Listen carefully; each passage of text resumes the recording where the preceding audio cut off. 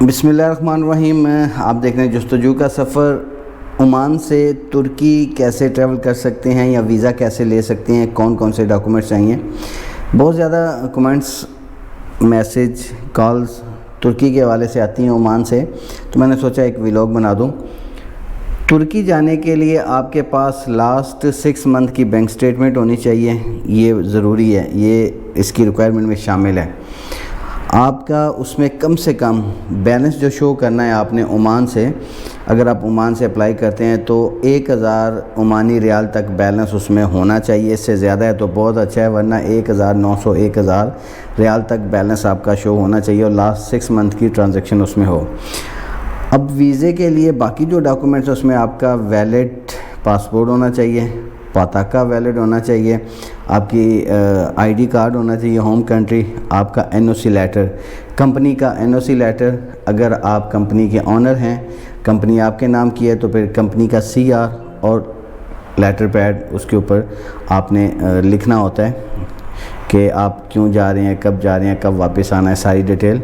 तो NOC letter आप company के ऑनर हैं या आप मुलाजिम हैं किसी में, फिर दोनों सूरतों में आपको लेटर पैड चाहिए होता है साइन स्टैम्प के साथ। इसके बाद आपने इसकी जो एम्बेसी की फ़ीस है ओमान में, इसकी आलमोस्ट यूएसए के बराबर है।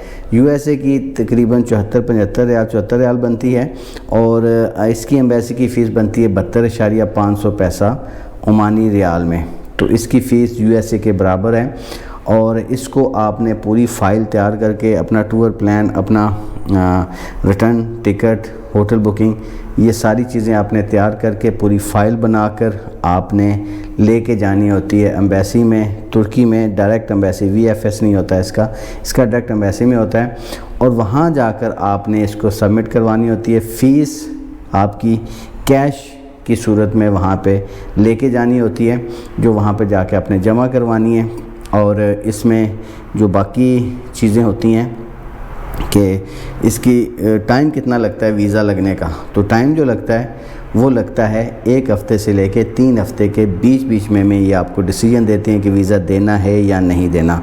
अब वीज़ा नहीं देना की क्या रीज़न है कि इसमें अगर आपका वीज़ा स्टेटस अच्छा है, बैंक स्टेटमेंट अच्छी है, तो आप की ट्रैवल हिस्ट्री नहीं भी है तो आप अप्लाई कर सकते हैं। लेकिन अगर आपका वीज़ा स्टेटस थोड़ा लो है और बैंक स्टेटमेंट 900 1000 तक है, इससे ज़्यादा नहीं है, तो फिर आपके 2-3 कंट्री अगर ट्रैवल हिस्ट्री है तो देन वीज़ा लगने के चांस बहुत ज़्यादा हैं।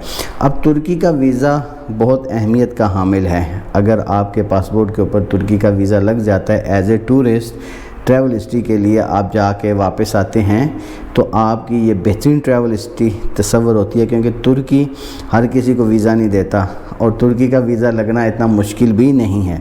जब तक अप्लाई नहीं करेंगे, वो पंजाबी में कहते हैं ना, एक झाका है सिर्फ, जब तक आप कोशिश नहीं करेंगे, अप्लाई नहीं करेंगे, तब तक रिज़ल्ट नहीं निकाल सकते। तो जब भी आप ट्रैवल हिस्ट्री बनाएं, अपनी ट्रैवल हिस्ट्री में आप तुर्की को लाजमी शामिल करें। आप किसी भी मुल्क में, आप खलीजी ममालिक में कहीं में भी हैं, आप ट्रैवल हिस्ट्री जब बना रहे होते हैं तो कोशिश किया करें तुर्की भी शामिल करें, ताकि आपके पासपोर्ट की वैल्यू और ज़्यादा बढ़ सके और बड़ी कंट्रीज़ का वीज़ा लगने में आसानी हो।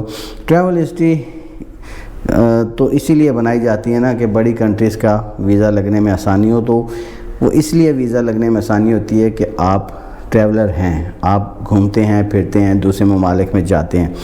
तो अगली वीडियो मैं बनाऊँगा। ये तो हो गया तुर्की के हवाले से काफ़ी सारी इन्फॉर्मेशन। फिर भी कोई इन्फॉर्मेशन लेना चाहते हैं तो नंबर नज़र आ रहा है स्क्रीन पे, कॉल कर सकते हैं। और नेक्स्ट वीडियो में बताऊंगा कि वीज़ा की कैटेगरी कौन सी होती है, कौन कौन से वीज़े होते हैं जो आप टूरिस्ट वीज़े अप्लाई करते हैं। तो आज के लिए इतना ही, मिलते हैं अगली वीडियो में। अपना ख्याल रखिएगा।